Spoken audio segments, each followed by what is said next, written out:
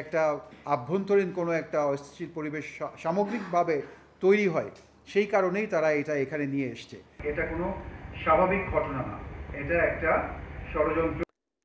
খাগড়াছড়ির গুইমারায় ইউপিডিএফ সমর্থিত কয়েকটি সংগঠনের তাণ্ডব ও রামসু বাজারে সহিংসতা প্রসঙ্গে বাংলাদেশ সেনাবাহিনীর Guimara region commander brigadier general Mohammad Abul Kalam Shamsuddin Rana বলেছেন, এবং খাগড়াছড়িতে তারা এই যে অপচেষ্টাটা করেছিল, তারা একটা সাম্প্রদায়িক দাঙ্গা সৃষ্টি করারও চেষ্টা করেছিল, কিন্তু ঠিক সেখানে তারা এটা করতে সফল হয়নি। এটা আমাদের সেনাবাহিনী সহ সকল যে নিরাপত্তা বাহিনী যারা আছে তারা কঠোরভাবে, কঠোর হস্তে বা তাদের কার্যক্রমের মাধ্যমে এটাকে দমন করতে পেরেছে। খাগড়াছড়িতে একটি অপচেষ্টা চালানো হয়েছে। ইউপিডিএফ ও তার অঙ্গ সংগঠনগুলো যুগ্ম ছাত্র জনতার ব্যানারে এই চেষ্টা করে।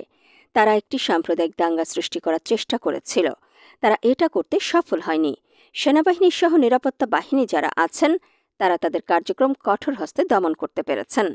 গুইমারায় ইউপিডিএফের সহিংসতা সম্পর্কে বাংলাদেশ সেনাবাহিনীর বিবৃতি সূত্রে জানা যায়, খাগড়াছড়ি পৌরসভা এলাকায় সাম্প্রদায়িক দাঙ্গা সৃষ্টির অপচেষ্টা ব্যর্থ হওয়ার পর ইউপিডিএফ ও এর অঙ্গ সংগঠনসমূহ ২৮ সেপ্টেম্বর সকাল থেকে খাগড়াছড়ি জেলার গুইমারা উপজেলার রামসু বাজার এলাকায় ১৪৪ ধারা ভঙ্গ করে সাধারণ জনগণকে উস্কে দিয়ে রাস্তা অবরোধ করে গুইমারা খাগড়াছড়ি রাস্তা সম্পূর্ণভাবে বন্ধ করে দেয়।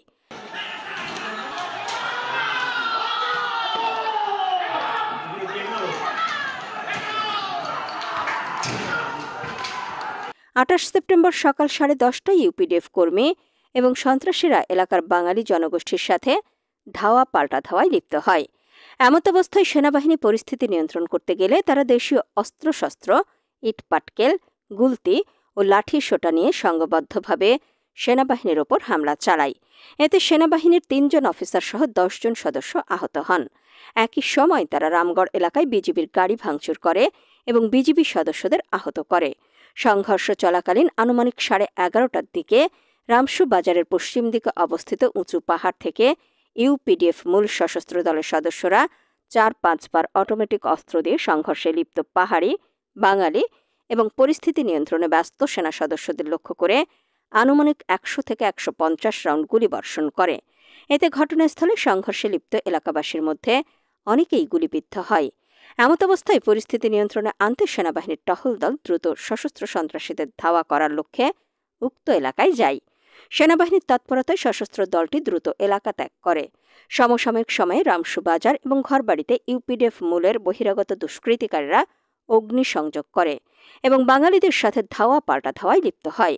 এই সময় পরিস্থিতি নিয়ন্ত্রণে রামসু বাজার এবং গুইমারা এলাকায় অতিরিক্ত সেনাদল নিয়োগ করা হয় এবং বিকেল 4:30টার দিকে পরিস্থিতি নিয়ন্ত্রণে আসে।